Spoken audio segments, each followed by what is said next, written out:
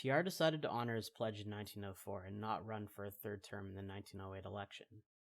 There was nothing legally in his way barring him from a third term, but he felt the president should have limited time in office to prevent dictatorship.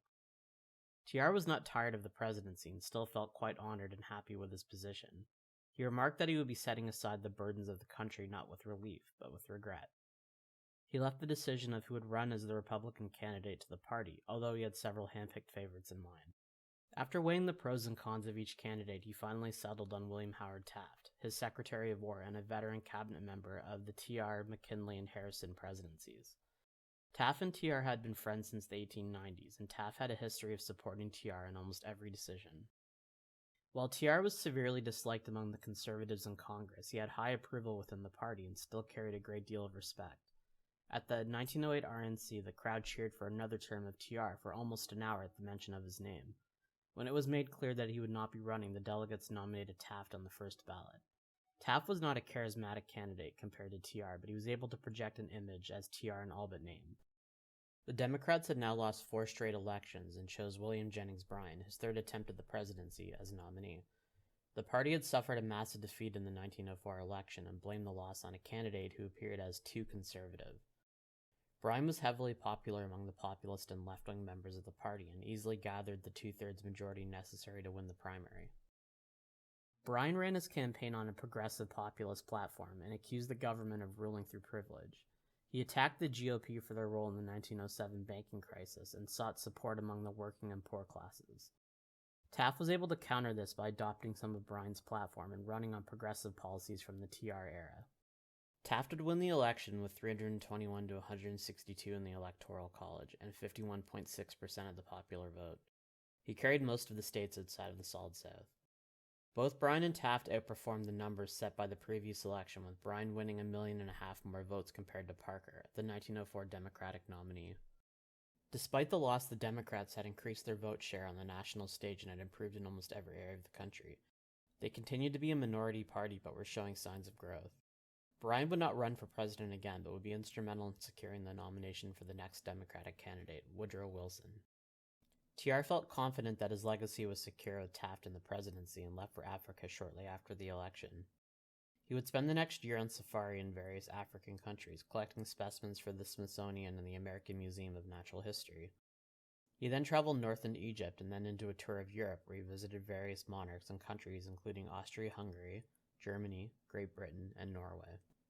Interestingly, he advocated for peaceful resolutions to conflicts, such as reduction of naval power and the creation of a League of Peace. This sentiment would be echoed in the not-too-distant future by another president after the conclusion of World War I. TR would return to New York in 1910. Taft would prove to be underwhelming to say the least compared to the energy and power of TR, but Americans tended to look fondly on him as he assumed office. He shared many of the progressive ideals found in the previous administration. Taft would enact an 8-hour workday for federal employees, create a commission to study workmen's compensation, advocate for the expansion of the Interstate Commerce Commission, and would launch double the amount of antitrust lawsuits in a single term than TR had done in 2 terms. Taft would expand executive authority by drafting bills himself and instructing heads of departments to withhold information from Congress if it were against the national interest. In 1911, he took the first steps toward executive control of the budget by asking department and agency heads to send spending requests through the White House. In 1912, Congress would squash these orders and told the department heads to defer to Congress and ignore Taft. Taft did not pursue this concept, but set the groundwork for future presidents to have more control over the budget. Taft began to break with TR when he decided to approach tariff revision. TR had avoided this subject as president due to the realization that it would split the GOP between conservatives who wanted to raise the tariff and progressives who wanted to lower it. The Republicans had included tariff revision in their 1908 platform, and Taft called Congress to convene in 1909 to discuss the issue. Taft had little desire to intervene in Congress and left the debate up in the air with no direction. The bill would pass the House with slight reductions, but was then altered by Senate Majority Leader Nelson Aldrich, who would attach amendments to raise rates. The Payne-Aldrich tariff would generally be supported by conservative members of the party and would outrage progressives who felt they had been tricked. Taft would offer little resistance and sign the bill into law without veto. Taft attempted to save face by traveling in support of the bill through the Midwest, where the majority of the Republican rejections had originated. He did not take this very seriously and reportedly spent the majority of his time golfing, which widened the GOP schism further. Taft would continue breaking with the progressive wing of the party by appointing conservative cabinet members. He would fail to support a proposal for the direct election of senators, stall the Republican cause of advancing rights for African Americans, and display little resistance to special interests. During the 1910 midterms, he attempted to drive progressives out of the Senate by sending the vice president to campaign against progressive senators in Wisconsin and California. His attempts would fail, with both men retaining their seats. The election would go positively for the Democrats, with the party taking control of the House for the first time in 16 years. They would also gain seats in the Senate, but not enough for a majority. The Republicans would lose the New Jersey governorship in a landslide to Woodrow Wilson, which elevated him to national prominence and a contender for the 1912 Democratic nomination. In the lead-up to the midterm elections, TR initially expressed optimism with the Taft presidency. TR gave speeches to urge progressive members of the party to seize control in support of a new nationalism favoring labor over capital, control of corporations, and a ban on corporate political contributions. Over the course of 2 years, the friendship had strained between TR and Taft. TR expected Taft to govern in the same manner as himself and could not ignore Taft's actions in replacing hand-picked cabinet members with corporate lawyers, failing to support the lowering of tariffs, deferring to congressional approval in foreign policy, and campaigning against progressives in the midterms. The final straw came in 1911 when Taft filed an antitrust suit against U.S. Steel, a merger that TR had allowed as a concession to business during the 1907 banking crisis. TR was humiliated and began planning to wrest the nomination from Taft for the 1912 general election. TR commented that the fight was on and I'm stripped to the buff. TR provided a formidable challenge to Taft in the 1912 primaries. He had traveled the world and was well known as a respected American statesman who had conversed with global leaders. Taft, on the other hand, was unpopular and had little or no ability to reach out to voters. Taft had kept press conferences to a minimum over the last few years and was known to not even acknowledge crowds in public spaces. The campaign strategy was particularly brutal, with both TR and Taft reduced to name-calling and personal attacks. TR called Taft a fathead with less brains than a guinea pig. Taft did not defend himself at the beginning, but then escalated by calling TR a dangerous radical. TR would lose 3 states, including his own home state of New York, to Taft and Robert La Follette, the governor of Wisconsin. After threatening to run as a third-party candidate, he would win the next 9 out of 10 states, taking Taft's home state of Ohio and losing Massachusetts. The situation looked bleak for TR's nomination as he entered the 1912 National Convention. He had won most of the northern states, who used a primary system and technically led Taft on delegates. However, a large number of southern states remained and elected their delegates through state conventions, not primaries. Many of these states were in the firm grip of the Republican machine politics, which Taft was a master of as incumbent president. After a close vote, Taft overtook TR in delegates and secured the Republican nomination. TR felt that the victory had been fraudulent and began to run as a third-party candidate in the newly created Progressive Party. This was later to be referred to as the Bull Moose Party, based on a comment TR had made to a reporter, stating that he was as fit as a bull moose. The schism and harsh primary within the GOP had all but handed victory to the Democrats once they could decide on a candidate. The nomination required a 2/3 majority, and the frontrunner, Champ Clark of Missouri, failed to garner the majority after several ballots. The party finally elected a fresh face to the political scene in the form of Woodrow Wilson, the governor of New Jersey. Wilson had made a name for himself in the progressive wing by challenging the authority of state bosses. He was also popular with conservatives, having grown up in the American South. The support of former 3-time presidential nominee William Jennings Bryan was sufficient in pushing him over the top. The general election of 1912 was contested between 3 main challengers: TR for the Progressive Party, Taft for the Republicans, and Wilson for the Democrats. The Socialist Party also fielded a candidate with Eugene V. Debs.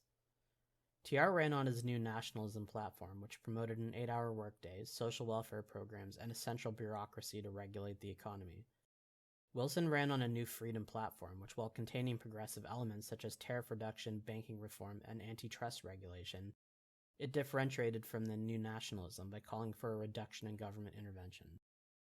Wilson believed that the concentration of power in the government or otherwise was a hindrance to a strong economy and sought to liberate market forces through the breaking of trust and reduced government intervention. Taft did not have much of a platform and ran on a mismatch of progressive and conservative policy. During the campaign, TR was almost assassinated after being shot during a speech in Milwaukee. He was saved by the bullet hitting his glasses case and a thick wad of paper notes. The padding slowed the bullet down enough that it became lodged in his chest muscles. TR insisted on continuing the speech despite visible blood and pain. He informed the audience that he had just been shot, but it would take more than that to kill a bull moose. TR's courage in this act would cement Taft's loss, and the resulting GOP schism would ensure victory to the Democrats. Wilson would win the election at 435 votes in the Electoral College, but only 41% in the popular vote. TR would come in second with 88 electoral votes and 27% of the popular vote. Taft came in third with 8 electoral votes and 23% of the popular vote, and Debs would earn no electoral votes but almost 1 million in the popular vote at 6%. TR took a break from public life and left the United States in 1913 for an expedition to South America. He'd return to New York in 1914. TR would display some respect for Wilson's domestic reforms, but criticized him heavily for foreign policy.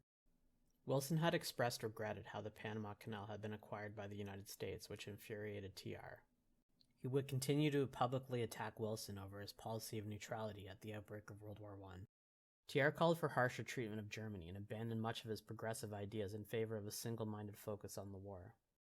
When the primaries approached for the 1916 general election, TR flouted the idea of running for the GOP nomination. He was rejected by the party leaders due to his aggressive views on the war and fear that much of the country was against becoming directly involved. Instead, he organized a convention for the Progressive Party to occur at the same time as the RNC, where he was nominated as the presidential candidate. The Republicans chose Charles Evans Hughes, former governor of New York, as nominee. TR had no love for Hughes, but had a greater dislike of Wilson, which led him to reject the progressive nomination and urge his followers to support Hughes in the election. TR campaigned vigorously for Hughes, but he would go on to lose the election narrowly to Wilson.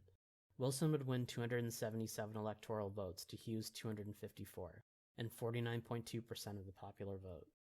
The United States would enter the war shortly after the election in 1917 and participate in peace talks in 1918.